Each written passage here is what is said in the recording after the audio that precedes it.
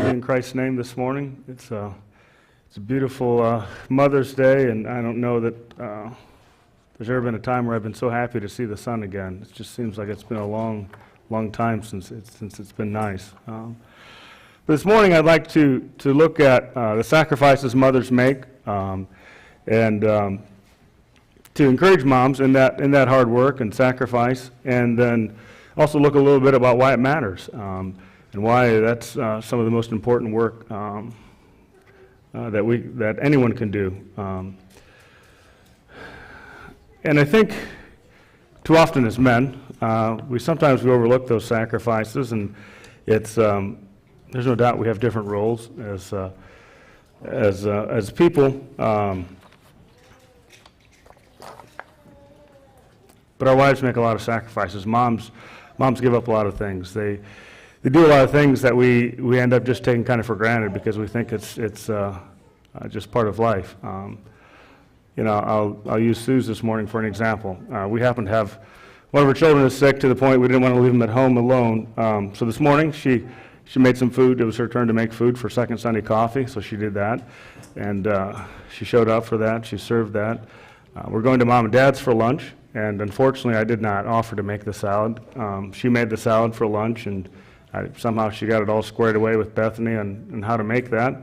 My job is just to go over to the fridge and get it and make sure it gets to Mom and Dad's for lunch. And now she's home, taking care of Bryce because he's pretty sick this morning. Honestly, that's just another day in the life of a mom, right? That's what they do. They take care of their children, they take care of their families, and they make sure things are there, are taken care of. And I can see it gets pretty mundane sometimes. It's a lot of giving. At its most basic level, sacrifice is giving up something that you value for somebody else. It can be time, it can be money, it can be just a variety of things. And it's esteeming someone else better than yourself. It's putting their happiness, their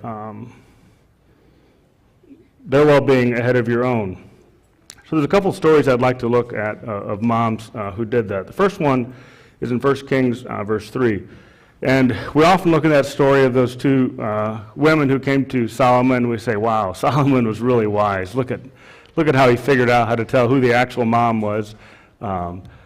Just that's incredible. And we look at his wisdom. But this morning I'd like to to look at that through that mom's eyes and think about how those two moms felt, or specifically how the one mother felt who still had a baby that was alive, as we read a few verses there. So let's look at 1 Kings chapter 3, verses 16 through 27. It says, "Then the two prostitutes came to the king and stood before him.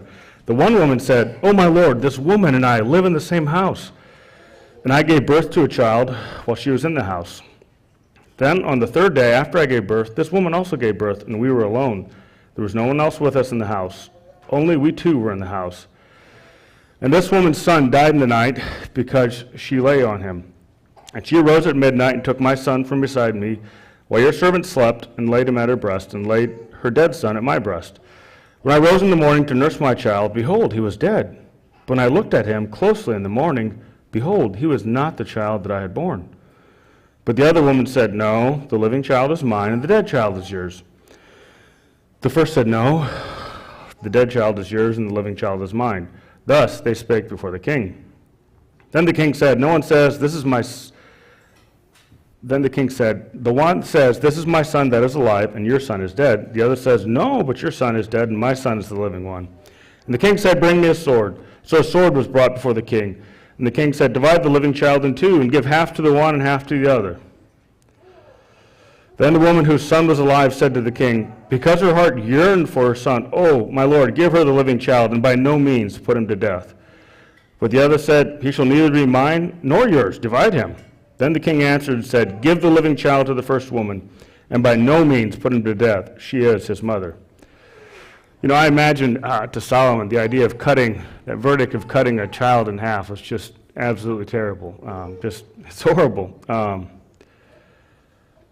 And he took the risk of both of them agreeing to it. I don't know what he would have done if they would have both said, "Okay, sure, go for it." But I think he knew the heart of moms, and he knew that mother was willing to sacrifice her son that probably could have provided for her, that she loved, that was part of her, that she had just given birth to. She was willing to give it up so that he could live. Again, her own happiness was going to change. Her life was going to change if she gave him up. But she was willing to do that so that child could live. There's another story in the Bible that I'd like to look at where a mother gives up her son so that he can live. I'd like to look at Jochebed this morning, Moses' mom. Moses was born into a world that was just tremendously dangerous. He was born, he was part of the wrong race. He was a Hebrew. They were slaves at this point, and honestly, unless the Lord moved during his lifetime, his life was going to be that of a slave, kind of a miserable existence. On top of that, he was the wrong gender. He was a boy, and Pharaoh had commanded that all the boys should be killed. And his chance for survival had to be pretty small. I don't know. Moses is the only one we know of. We actually know the name of a boy that they saved. I'm sure there were some others. I'm assuming they are. But it seems like the odds for Moses to live to his first birthday seem pretty small.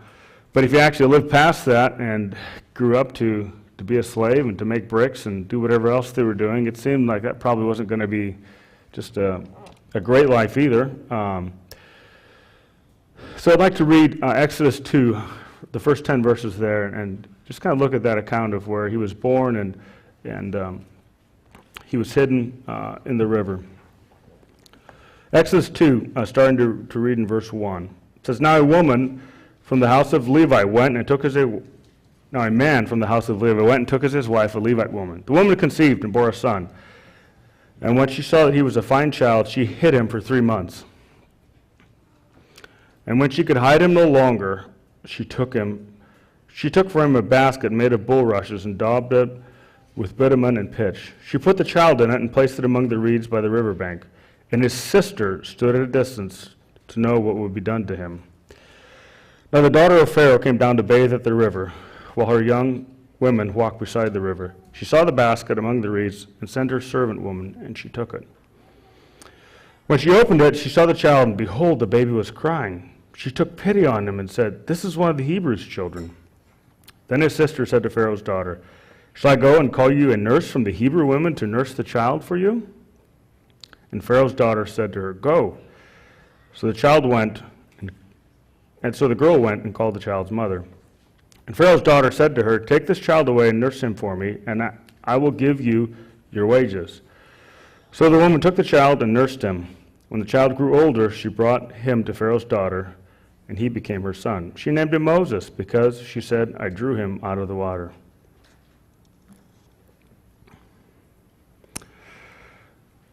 Yeah, it's just, I don't know, it's an incredible story.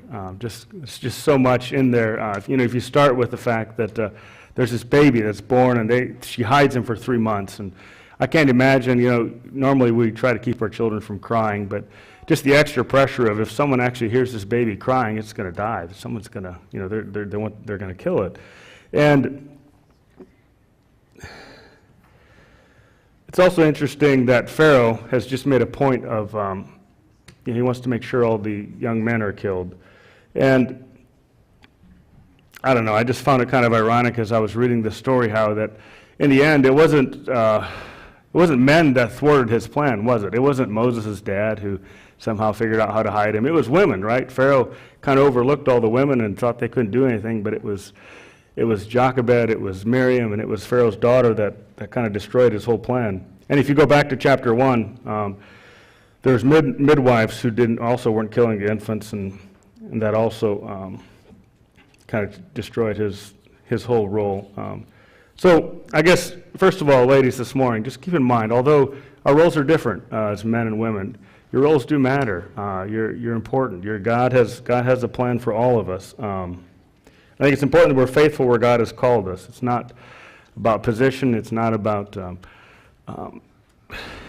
trying to somehow achieve something else, or it's a fight for dominance, but God has called all of us to a role. And if you're a mom this morning, God has called you to a very special role, a role of raising children, raising the next generation, to be godly men and women who can continue spreading the light and sharing God's love in the world around them.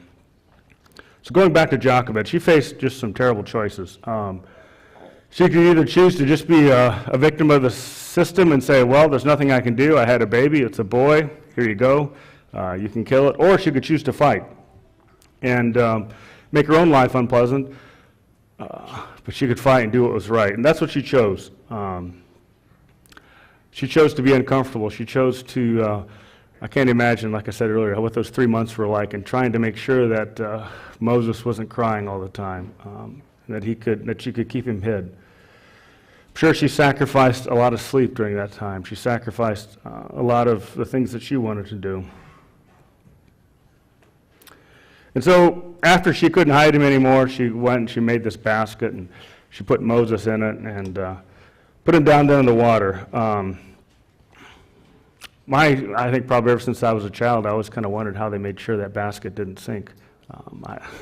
They were probably a lot better at making baskets than I am, but just seems like that would have been the first thing that I'd be concerned about if I'd be putting a baby in a basket and then putting it in water, is that basket's going to sink and it'll drown. But it didn't. And in reading the text, you kind of get the impression that they knew that Pharaoh's daughter was going to come, and they were kind of setting a trap and hoping that somehow through that that Moses could live.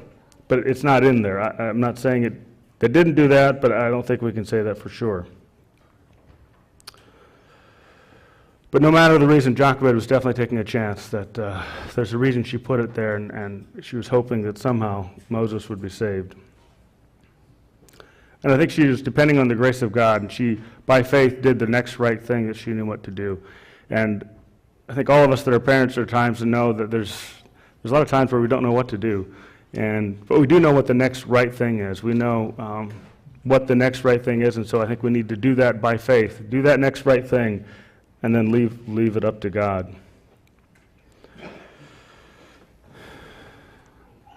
I think the other thing that's interesting is that in this particular story, in those verses that we read, God's never mentioned in there. It doesn't mention that she was praying or she was interceding for Moses, but I'm sure she was. I know God was there. And I think often, during particularly difficult circumstances in our lives, I've found that often it feels like God's not there, that God doesn't hear me, or that I don't hear him speak to me. But the truth is, God is always there, just like he was with Moses. God was there. It wasn't just circumstances, I think, or chance that she chose to, Pharaoh's daughter chose to save Moses. God was in that. God allowed that to happen. God always has a plan, no matter if we think things are just spinning out of control and that he doesn't seem involved in what's happening. God has a plan.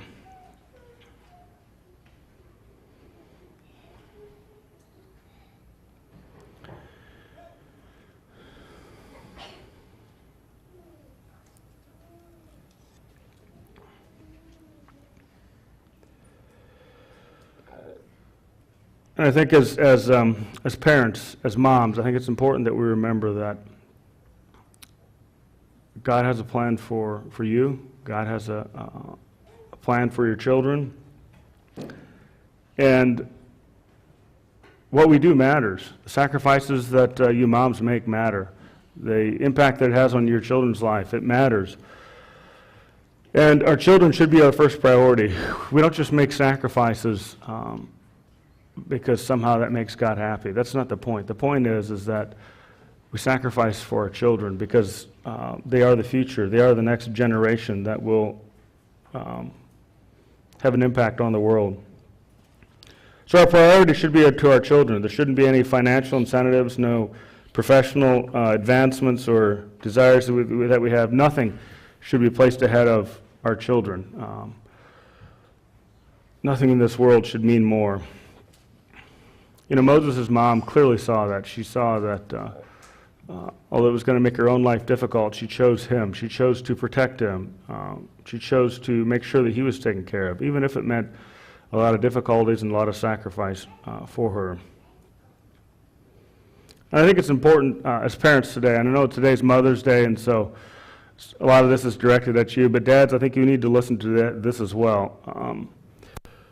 You know, there's a lot of generational things that they say about us that are in maybe our upper 40s or lower 40s to I don't know, 20s. I discovered earlier or late last year that I'm actually a millennial. So I was born in '81, and that's when the millennial generation started. And there's all sorts of terrible things people say about millennials, right? We're only concerned about ourselves. We want to be happy. We don't commit to the long haul.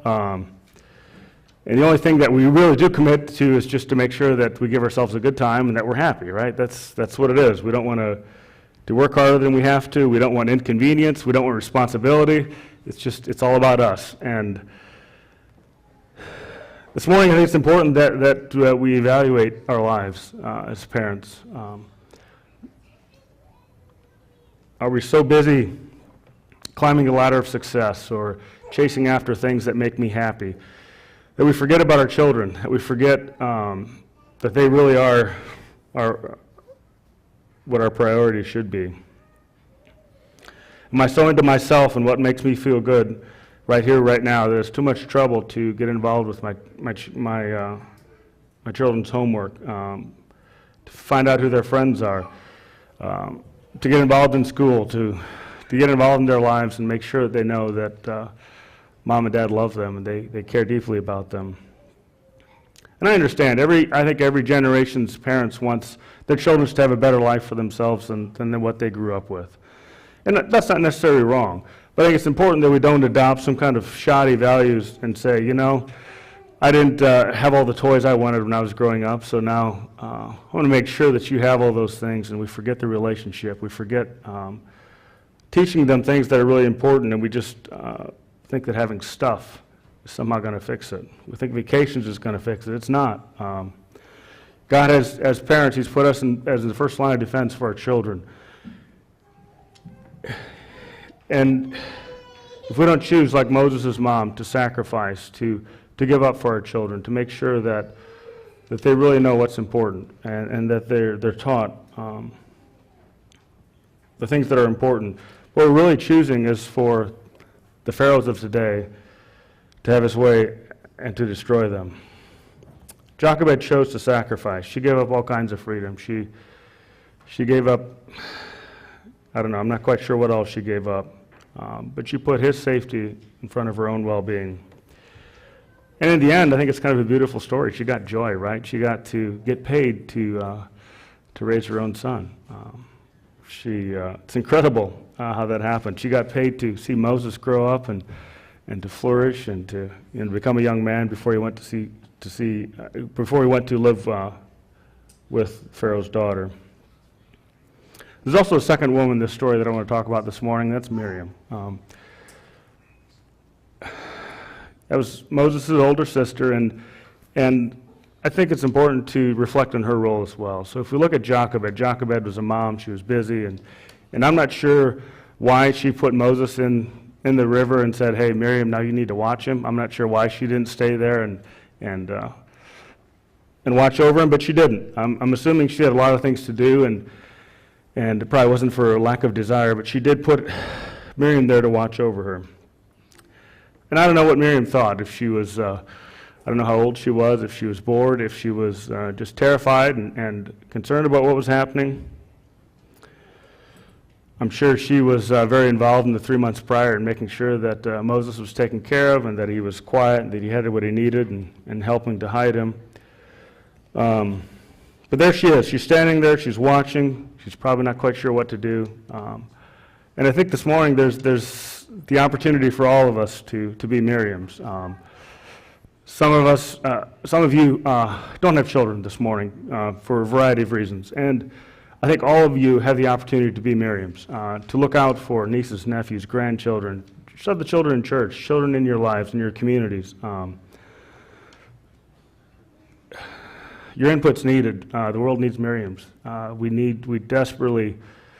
Our children need input from people that aren't just their parents. There's a certain age, of course, where it seems like our children probably take things off people who aren't their parents better than they do off their own parents. I think any of us who've been children recognize that there's a time we go through where our parents go from being really smart people to just really not understanding how the world works and later on, as we get older, all of a sudden they gain that wisdom again. But we need people like Miriam who can help raise children. And I think it's incredible what Miriam did as well.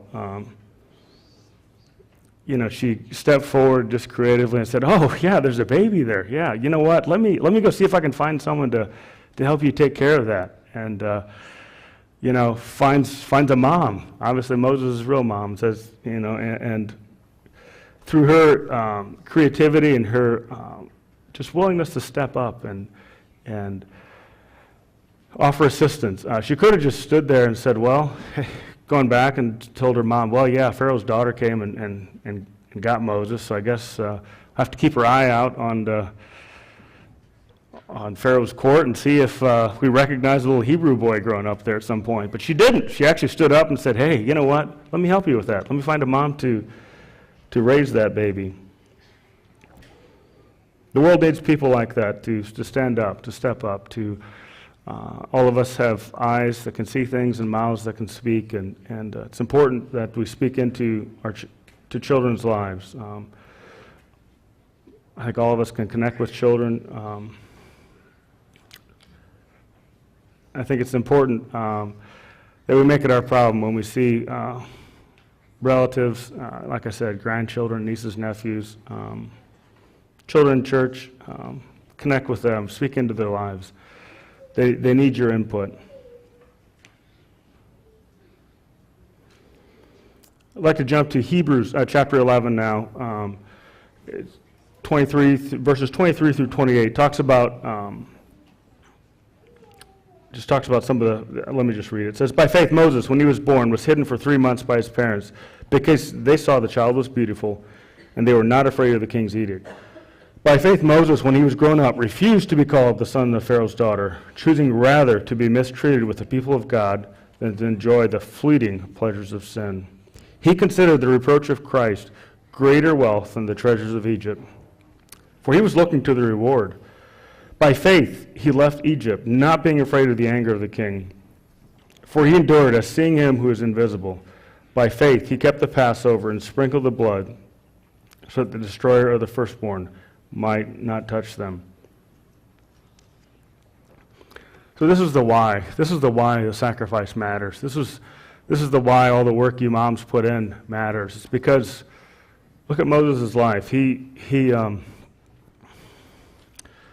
Jochebed wouldn't have been faithful, if Miriam wouldn't have stepped alongside and stepped in, Moses would have died. And although God could have found another way to rescue the Israelites, because of all the faith that those people put in, the willingness to serve, Moses was able to lead the children of Israel out of Egypt.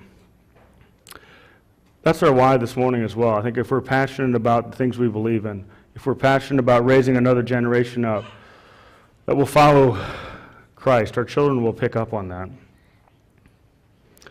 Our behavior has a huge influence on the next generation. And if we want to direct the next generation to be faithful and to serve Christ, we're going to have to look at ourselves and what we're doing and how we're living. So how are you doing this morning? Not just moms, but all of us. Are you sharing wisdom and knowledge with the next generation? Am I teaching character to the next generation? Am I showing character to them? Am I modeling convictions to the next generations? Convictions produce passion, and passionate people change the world. You don't see people change the world who are just, showing up and just willy-nilly going through life, and whatever happens, happens. And there's a couple things that they might care about, some of their own pleasures, but it's passionate people who change things. It's the person who has the courage to live by their convictions.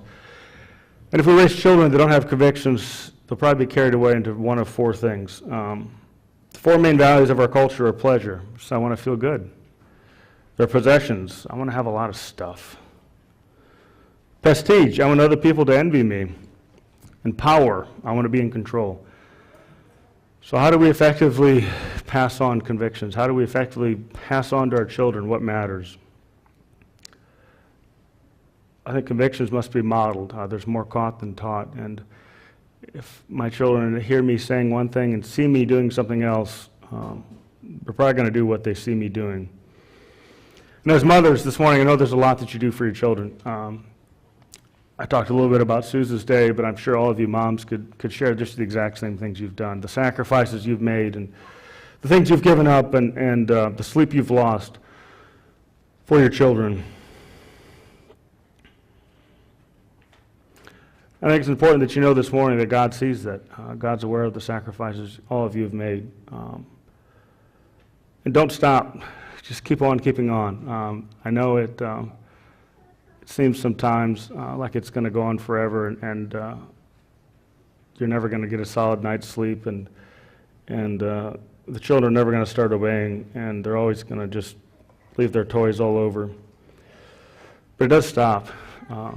There's a day coming where it does end. And I'm told it's going to end sooner than what we want it to. Still feel like we're in the middle of that, but it is worth it. Don't give up. Your sacrifice matters, because just like Jochebed sacrificed and Moses was able to lead the children of Israel out of Egypt, the impact of your sacrifices on your children raises up the next generation of leaders, the next generation of people who follow Christ and who have an impact on the world. It matters because without mom sacrificing, there are no Moseses. There's no one like that. The significance of your purpose is not dependent on the size of the job, but the size of God. A small job is as significant as a large job when God assigns it. God places us where he can use us. It matters because if the world's going to see Jesus, it needs parents, it needs moms specifically who are faithful and are willing to sacrifice. So moms, this morning, don't give up. Your role is important. We need you. Quite frankly, things would just be a lot worse without you here. Thank you for your sacrifice. Let's pray. God, this morning, as on Mother's Day, as we reflect on the role that moms play and the sacrifices they make, we just recognize that too often we take them for granted and just assume it's going to be done because they're so faithful in getting it done. And just thank you, God, for the faithful moms you've placed in our lives and in our church. And just pray, God, that today especially we could show our gratefulness and gratitude to them, but also throughout the rest of the year, God, help us to be faithful in showing our appreciation and gratitude for them and helping them in all the work that they have to do.